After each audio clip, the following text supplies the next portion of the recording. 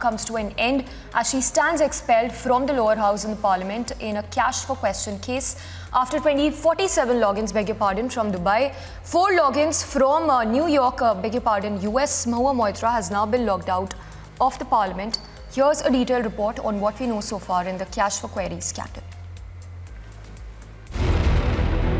सांसद श्रीमती महुआ मोइत्रा का आचरण अनैतिक और संसद सदस्य के रूप में अशोभनीय है और इस कारण उनको लोकसभा सदस्य बने रहना उपयुक्त नहीं होगा।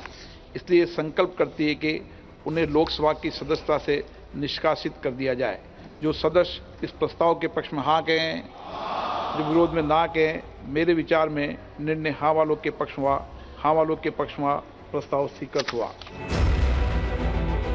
TMC's Mahua Moitra has been expelled from the Lok Sabha. This decision came after half-an-hour debate on the floor of the House, after which there was voting on ethics panel report in the payoff scam.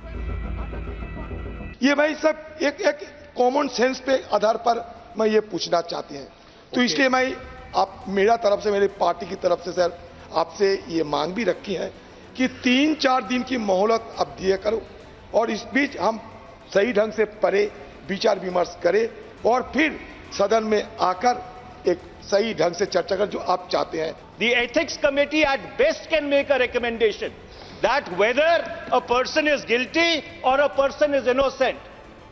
It is this house sitting as a jury which has the powers to decide the quantum of punishment, Mr. Speaker. So therefore, the recommendation of the ethics committee is fundamentally flawed in my respectful submission. यदि इस संसद का कोई सदस्य unethical conduct करता है, rules and procedures के बाहर काम करता है, तो ये सदन वो सदस्य को सदस्यता से बाहर निकालने का काम भी ये सदन कर सकता है।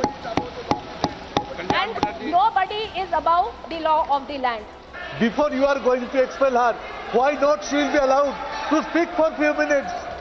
What's wrong in it, sir? So I urge upon you with folded hands.